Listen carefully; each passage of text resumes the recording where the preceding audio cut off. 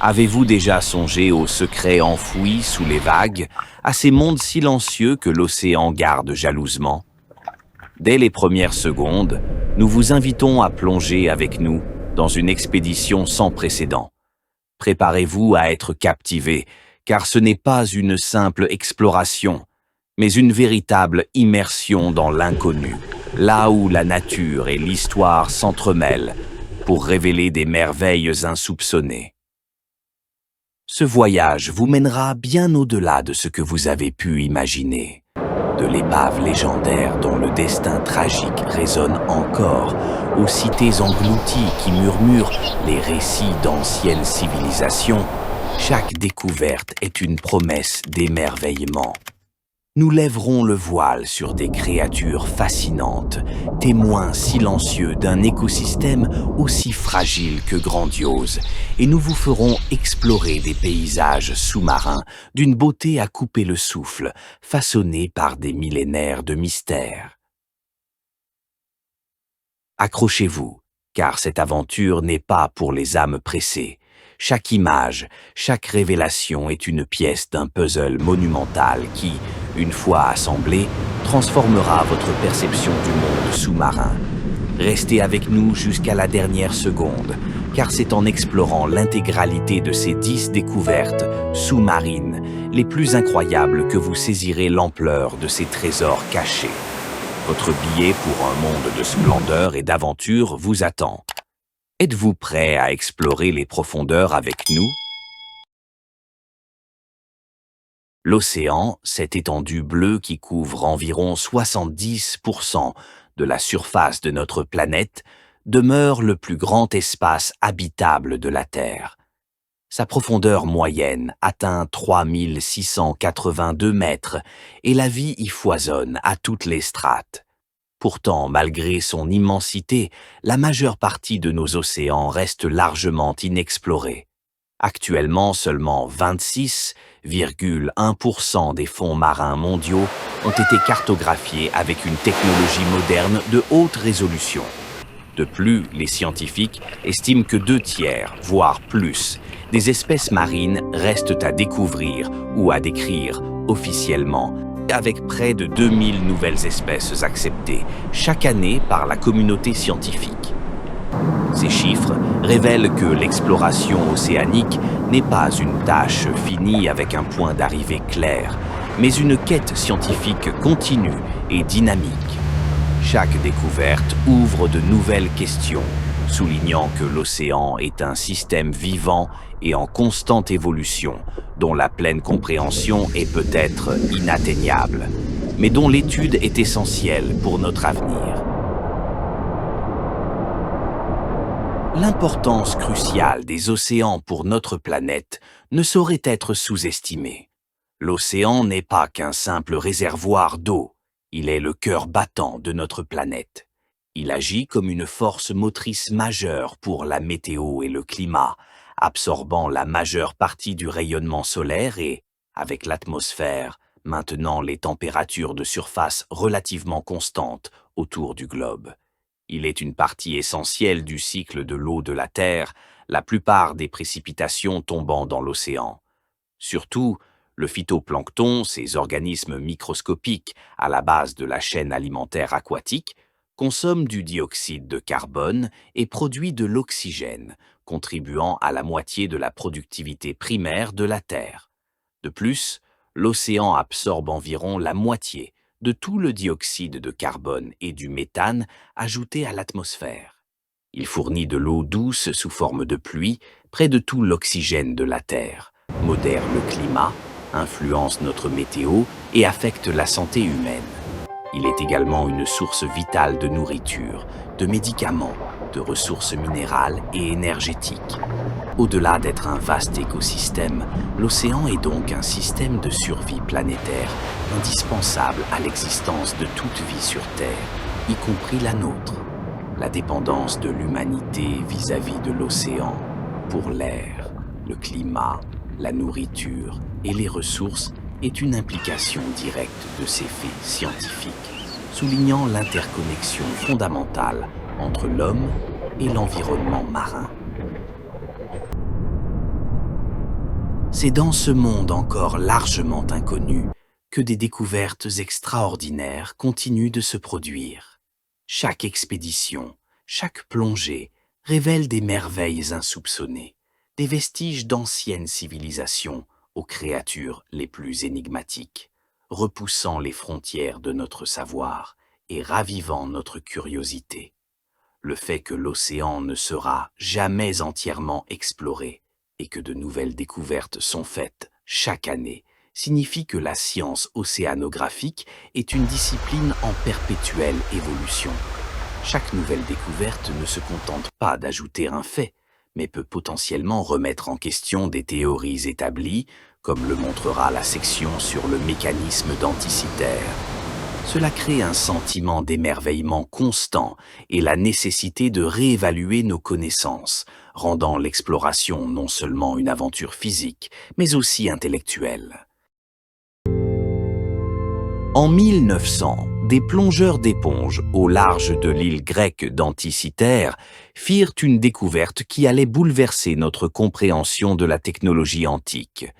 Au milieu de statues et d'objets précieux, un bloc corrodé, de la taille d'une boîte à chaussures, recelait un secret stupéfiant, le mécanisme d'Anticythère. Datant d'environ 2100 ans, soit entre 150 et 100 avant Jésus-Christ, cette orrerie à manivelle est considérée comme le plus ancien ordinateur analogique connu. Ce dispositif complexe, composé d'un système de 37 engrenages en bronze, était capable de prédire les positions astronomiques du Soleil et de la Lune, les éclipses, les phases lunaires et même les dates des Jeux olympiques antiques. Avant sa découverte, on pensait que les Grecs anciens ne fabriquaient que de simples engrenages fixes pour des outils rudimentaires.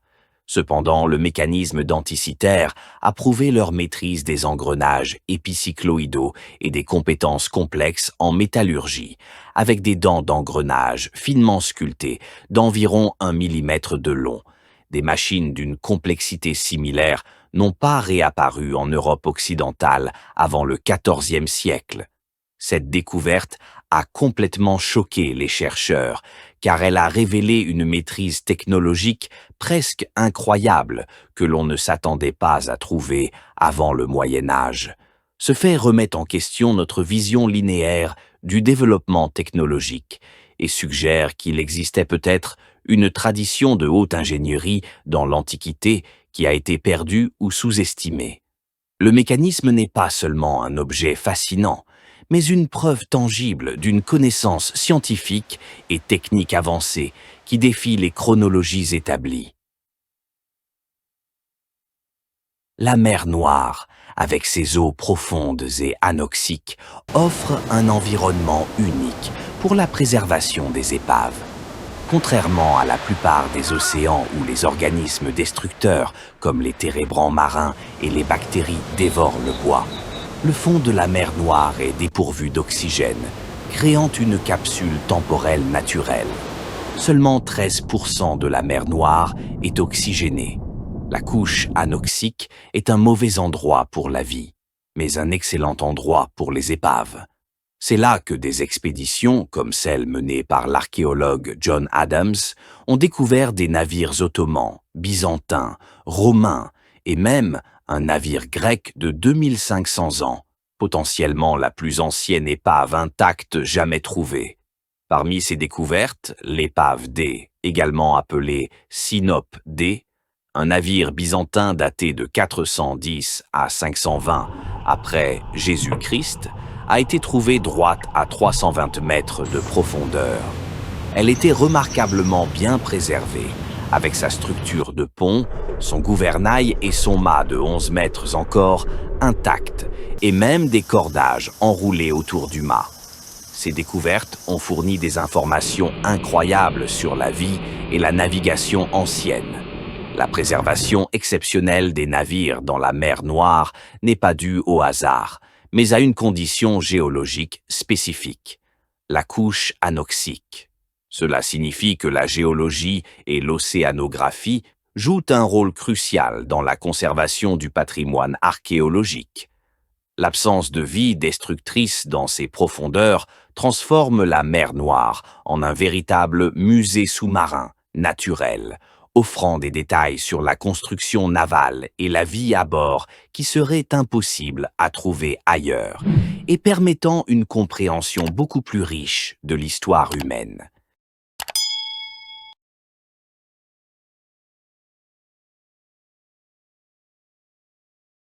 Le 19 juillet 1545, sous les yeux du roi Henri VIII, son vaisseau amiral, le Mary Rose, sombrait rapidement dans le Solent, le détroit entre Portsmouth et l'île de Wight. Ce navire de guerre Tudor, construit entre 1509 et 1511 et reconstruit en 1536, était la fierté de la marine anglaise. Sa perte rapide, probablement due à une surcharge, il transportait environ 700 hommes au lieu de sa capacité de 400, et à l'eau s'engouffrant par les sabords ouverts lors d'un virage serré, fut une tragédie. Mais cette catastrophe a paradoxalement permis une préservation exceptionnelle. Le Mary Rose, recouvert par la boue du Solent, est devenu une capsule temporelle.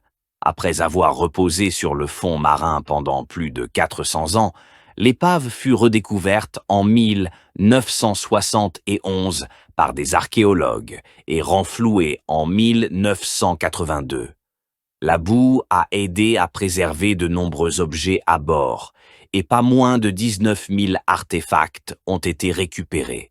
Ces objets, allant des outils aux instruments de musique, en passant par des reconstitutions de membres d'équipage basées sur des restes squelettiques, sont désormais exposés dans un musée spécialisé à Portsmouth. La récupération du navire et de son contenu offre un aperçu unique de la technologie de la guerre navale et de la vie à bord il y a près de 5 siècles. Le naufrage du Mary Rose, bien que tragique, a paradoxalement conduit à une préservation exceptionnelle de milliers d'artefacts. Cela démontre que les événements catastrophiques peuvent, dans certaines conditions environnementales, devenir des opportunités archéologiques uniques. La récupération du navire et de son contenu ne se limite pas à l'étude d'une épave, mais offre une fenêtre directe sur la marine Tudor, permettant de reconstituer la vie quotidienne, les pratiques de guerre navale et les technologies de l'époque, avec une richesse de détails sans équivalent.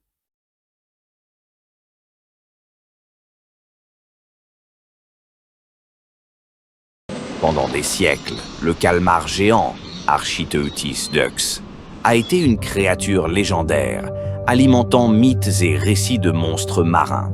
Ce céphalopode abyssal, pouvant atteindre environ 5 mètres pour les femelles, est l'un des exemples les plus frappants de gigantisme abyssal.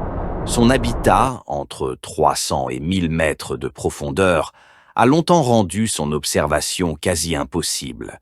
Le calmar géant se déplace par propulsion par jet, en expulsant de l'eau de sa cavité mantéale, et maintient une flottabilité neutre grâce à une solution de chlorure d'ammonium présente dans son corps.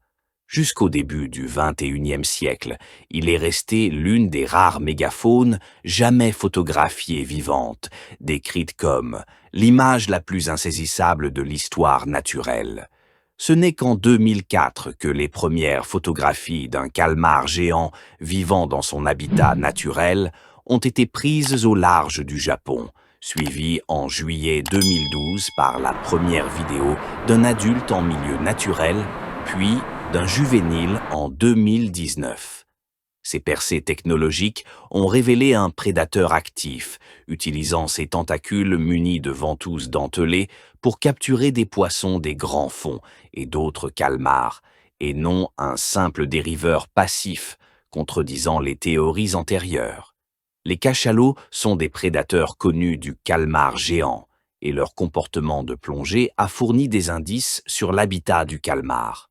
Le calmar géant, longtemps une créature mythique et insaisissable, n'a pu être observé vivant que grâce à des avancées technologiques majeures, caméras appâtées, submersibles, bioluminescence artificielle. Cela démontre que la technologie moderne est indispensable pour percer les mystères des grands fonds et démystifier des légendes. De plus, les observations ont révélé un comportement de chasse agressif, ce qui change radicalement notre compréhension de la biologie et de l'écologie des espèces profondes, transformant les mythes en faits scientifiques. Dans l'obscurité perpétuelle des abysses, la lumière existe, non pas venue du soleil, mais produite par la vie elle-même.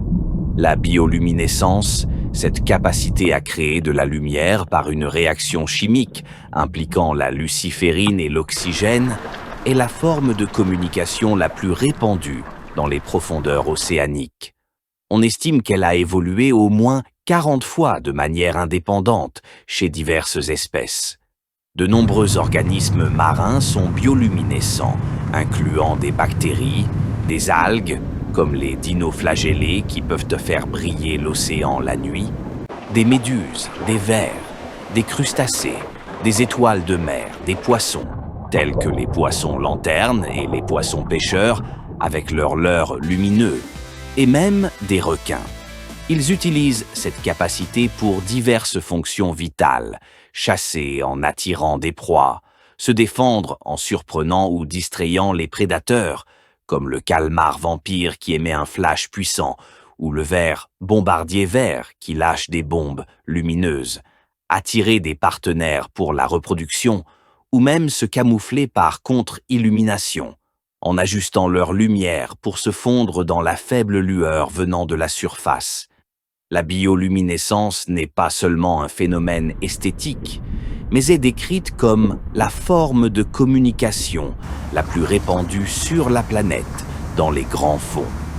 Cela signifie que dans un environnement où la lumière solaire est absente, la vie a développé un langage biochimique universel pour interagir. Les multiples évolutions indépendantes de la bioluminescence soulignent son importance adaptative et son efficacité comme solution aux défis de la vie abyssale, tels que la chasse, la défense et la reproduction. C'est une démonstration éloquente de la puissance de la sélection naturelle dans des conditions extrêmes. Au cœur des dorsales océaniques, là où les plaques tectoniques se rencontrent, se trouvent des fissures volcaniques appelées évents hydrothermaux. Ces cheminées sous-marines crachent des fluides surchauffés et riches en minéraux, créant des conditions extrêmes avec des températures pouvant atteindre 350 degrés Celsius, de faibles niveaux d'oxygène et une forte toxicité. Pourtant, autour de ces fumeurs noirs prospèrent des écosystèmes uniques, entièrement indépendants de la lumière du soleil. La vie y est alimentée par la chimiosynthèse, un processus où des bactéries transforment les produits chimiques toxiques, comme le sulfure d'hydrogène, en énergie. Ces molécules de carbone organique sont considérées comme les blocs de construction de toute vie sur Terre. Ces bactéries chimiosynthétiques forment la base de la chaîne alimentaire des évents hydrothermaux. De nombreux animaux des évents, comme les vers tubicoles et les moules, vivent en symbiose avec ces bactéries qui leur fournissent de la nourriture en échange d'un abri sûr. Ces oasis de vie, découvertes dans les années 1970, ont révolutionné notre compréhension de la vie sur Terre et sont même considérés comme des environnements potentiels pour l'origine de la vie elle-même. La chimiosynthèse est un processus ancien qui a probablement soutenu les premières formes de vie sur Terre, précédant la photosynthèse. La découverte que les évents hydrothermaux abritent des écosystèmes basés sur la chimiosynthèse est déjà une révélation. Mais la compréhension plus profonde est que ces environnements sont considérés comme des théories scientifiques les plus populaires pour l'origine de la vie sur Terre. Cela signifie que la vie n'a pas nécessairement besoin de la lumière du soleil pour émerger et prospérer, ce qui a des implications majeures pour la recherche de vie extraterrestre. La chimiosynthèse étant un processus ancien qui a probablement soutenu les premières formes de vie, suggère que ces évents sont des fenêtres sur les conditions primordiales de notre propre planète, offrant des indices cruciaux sur la biochimie des origines.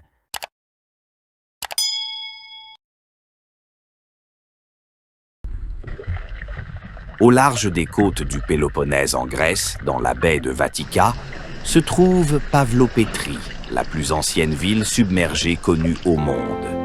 Découverte en 1967 par Nicholas Fleming et cartographiée en 1968 par une équipe d'archéologues de Cambridge, cette cité est vieille d'environ 5000 ans. Pavlopétrie est unique pour son plan urbain presque complet, avec ses rues, ses bâtiments et ses tombes. Initialement datée de la période mycénienne, 1600 à 1100 avant Jésus-Christ, des études ultérieures ont montré une occupation beaucoup plus ancienne, remontant à 3500 avant Jésus-Christ, incluant des artefacts du néolithique final, du chalcolithique et de l'âge du bronze. La ville a été submergée vers 1000 avant Jésus-Christ par des tremblements de terre et l'élévation du niveau de la mer. Le site n'a jamais refait surface, ni été construit ou perturbé par l'agriculture, ce qui a permis sa préservation exceptionnelle. Des découvertes de poids de métiers à tisser suggèrent une industrie textile florissante et de grandes poteries de Crète indiquent un port commercial majeur. La raison pour laquelle Pavlopétrie est si bien préservée n'est pas seulement sa submersion, mais le fait qu'elle n'a jamais refait surface et n'a jamais été construite ou perturbée par l'agriculture. Cela signifie que la submersion, combinée à l'absence d'intervention humaine post-catastrophe, peut créer des conditions de préservation archéologique inégalées, transformant une catastrophe naturelle en un avantage pour la recherche. La découverte d'un plan urbain presque complet offre une opportunité rare d'étudier l'urbanisme, l'économie et la vie sociale d'une civilisation antique avec une précision exceptionnelle, ce qui est souvent impossible pour les sites terrestres. Au large de l'île de Yonaguni, au Japon, repose une structure sous-marine qui défie l'interprétation, le monument de Yonaguni. Découvert en 1987, cet immense ensemble de terrasses, de marches et de formes géométriques parfaites a déclenché un débat passionné. Le débat central est de savoir s'il s'agit d'une formation naturelle, sculptée par l'érosion, les tremblements de terre et les courants océaniques, comme le soutiennent de nombreux géologues. Ils expliquent que la région est sismiquement active et que les formations de grès sont sujettes à des fractures rectilignes et à des bords en escalier dus aux forces tectoniques. Cependant, certains chercheurs, comme le géologue marin Masaaki Kimura, affirment qu'ils présentent des signes d'influence humaine, identifiant des pyramides, châteaux, routes et monuments. Le monument est surnommé l'Atlantide du Japon, ce qui alimente la curiosité. Pourtant, ni l'Agence japonaise des affaires culturelles, ni le gouvernement d'Okinawa ne reconnaissent officiellement la structure comme un artefact culturel. Le monument de Yonaguni n'est pas seulement un objet de débat scientifique, mais un catalyseur pour remettre en question les chronologies établies de l'histoire humaine. Si l'hypothèse de l'intervention humaine était prouvée, cela impliquerait l'existence d'une civilisation avancée il y a plus de 10 000 ans, bien avant ce que l'on considère comme le début de la civilisation complexe. Le fait que les géologues aient des arguments solides pour une formation naturelle, tout en étant confrontés à des caractéristiques géométriquement parfaites qui défient l'interprétation, crée une tension fascinante. Cette énigme souligne les limites de notre connaissance et la possibilité que des chapitres entiers de l'histoire humaine sous-marine restent à écrire. Pavlopétrie et le mystère de Yonaguni ne sont peut-être que la pointe de l'iceberg. L'immensité inexplorée de nos océans recèle sans doute d'autres secrets, des villes englouties aux vestiges de culture oubliées par le temps et les flots. Comme mentionné précédemment, seulement 26,1% des fonds marins mondiaux ont été cartographiés avec une technologie moderne de haute résolution. Les cartes satellitaires des fonds marins ne fournissent qu'une image générale, limitant les détails et laissant des caractéristiques importantes, comme les monts sous-marins, et des objets, comme les épaves, invisibles. Pourtant, l'exploration mène continuellement à la découverte d'indices de notre passé. Le faible pourcentage de cartographie détaillée des fonds marins et l'incapacité des cartes satellitaires à révéler des détails suggèrent que d'innombrables sites archéologiques sous-marins, y compris potentiellement des villes entières, restent à découvrir. L'existence de Pavlopétrie, une ville antique avec un plan complet, et le débat autour de Yonaguni démontrent que des civilisations côtières ont pu être englouties par l'élévation du niveau de la mer ou des événements tectoniques. Cela positionne les fonds marins comme la dernière grande frontière pour l'archéologie, où des découvertes majeures pourraient encore réécrire l'histoire humaine. Chaque avancée dans la cartographie des fonds marins et dans les technologies d'exploration nous rapproche de ces découvertes potentielles, alimentant notre imagination et notre désir de comprendre notre passé.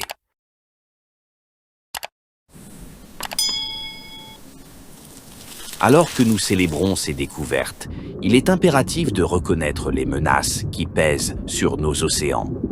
Le changement climatique, principalement dû aux émissions de gaz à effet de serre d'origine humaine, a des impacts dévastateurs. L'océan a absorbé environ 90% de la chaleur générée par l'augmentation de ces émissions. Cela conduit à une série d'effets en cascade, dont la fonte des glaces, une élévation record du niveau de la mer, des vagues de chaleur marine plus fréquentes et intenses, une acidification croissante et une perte irréversible de biodiversité.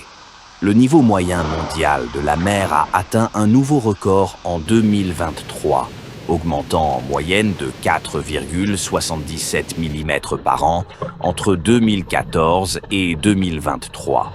Cette élévation, combinée à l'intensification des cyclones tropicaux, a exacerbé les événements extrêmes tels que les ondes de tempête mortelles et les risques côtiers comme les inondations, l'érosion et les glissements de terrain, qui sont désormais projetés pour se produire au moins une fois par an dans de nombreux endroits, alors qu'ils étaient historiquement des événements centennaux.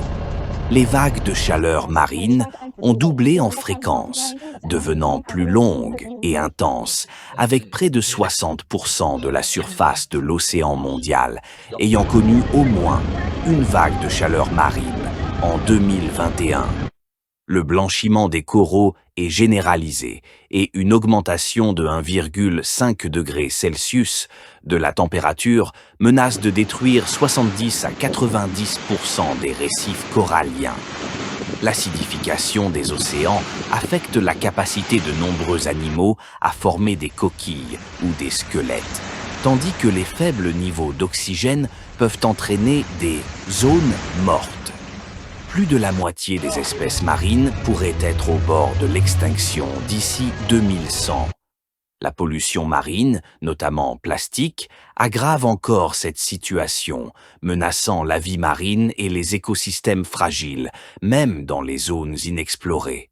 Les impacts du changement climatique sur les océans ne sont pas isolés, mais forment une cascade d'effets interconnectés. Le fait que l'océan absorbe 90% de la chaleur excédentaire le rend particulièrement vulnérable et en fait un indicateur clé de la santé planétaire. Cela implique une urgence non seulement pour la conservation marine, mais pour une action climatique globale. La vulnérabilité des communautés côtières et des pêcheries souligne que les menaces océaniques ont des répercussions directes sur l'économie et la sécurité alimentaire mondiale, rendant la protection des océans une question de survie humaine. Mais l'espoir réside dans l'innovation. Les technologies sous-marines avancées, tels que les véhicules sous-marins autonomes, AUV, et les submersibles, transforment notre capacité à explorer les profondeurs. 3 types principaux de submersibles sont utilisés pour visualiser, échantillonner et étudier les environnements des grands fonds. Les véhicules habitables, HOVs, les véhicules télécommandés, ROV, et les véhicules sous-marins, autonomes, AUVs. Les HOV, comme l'Alvin en opération depuis 1964, permettent aux scientifiques d'explorer, d'observer et de collecter des échantillons directement jusqu'à 4500 mètres de profondeur, offrant une observation directe inestimable. Les ROV sont des robots sous-marins attachés à un navire par un câble, utilisés pour la recherche, l'exploration et la collecte d'images, souvent équipés de bras manipulateurs pour les échantillons. Les AUV, quant à eux, sont préprogrammés et peuvent dériver, plonger ou glisser sans contrôle humain en temps réel, collectant des données de capteurs haute résolution. Les AUV modernes, comme le Anok Autosub 5, peuvent opérer jusqu'à 6000 mètres de profondeur avec une autonomie de 300 km et 72 heures. Ils peuvent même être lancés depuis la côte sans navire de soutien, offrant des solutions plus rentables et écologiques. Ces technologies sont complétées par les avancées en matière de sonar. Les systèmes de sonar, multibeam, side-scan, sont cruciaux pour la cartographie bathymétrique, l'identification d'objets et la recherche archéologique sous-marine. Les AUV et ROV utilisent le sonar pour la navigation, la détection d'objets et la création d'images détaillées des fonds marins, y compris des modèles 2D et 3D. La synergie entre la robotique, les capteurs et l'intelligence artificielle est en train de transformer l'océanographie et l'archéologie sous-marine, rendant possible la découverte de secrets encore inimaginables. Les 10 découvertes que nous avons explorées ne sont qu'un fragment des merveilles que recèlent nos océans. Elles nous rappellent la richesse de notre histoire, la diversité de la vie et l'ingéniosité de la nature. Mais elles nous rappellent aussi notre responsabilité. Protéger ces écosystèmes fragiles, lutter contre le changement climatique et la pollution, c'est préserver non seulement ces trésors, mais aussi l'avenir de notre planète. Les océans sont le plus grand espace de vie sur Terre, un régulateur climatique essentiel et le principal producteur d'oxygène.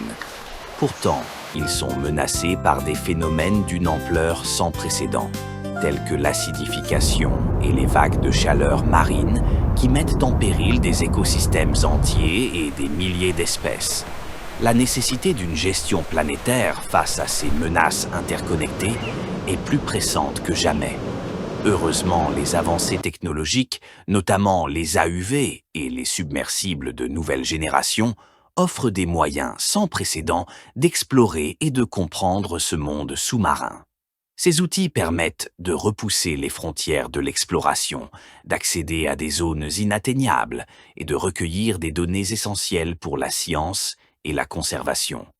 Continuons d'explorer, de comprendre et de protéger ce monde sous-marin qui est si vital pour nous tous. Rejoignez-nous dans cette aventure, car les plus grandes découvertes sont peut-être encore à venir. Après une telle immersion dans les profondeurs de l'océan, il est temps de regagner la surface. Nous espérons que ce voyage au cœur des plus grandes découvertes sous-marines a nourri votre soif de connaissances et a ravivé votre émerveillement face aux mystères de notre planète. Chaque exploration nous rappelle à quel point il est vital de protéger ce monde fragile et fascinant. Si vous avez apprécié ce périple, un simple j'aime serait pour nous la plus grande des reconnaissances. Et si vous souhaitez prolonger l'aventure, n'hésitez pas à vous abonner. Votre soutien est la force qui nous permet de continuer à explorer, à apprendre et à vous raconter les histoires les plus incroyables de notre monde. rejoignez-nous, car les découvertes ne font que commencer.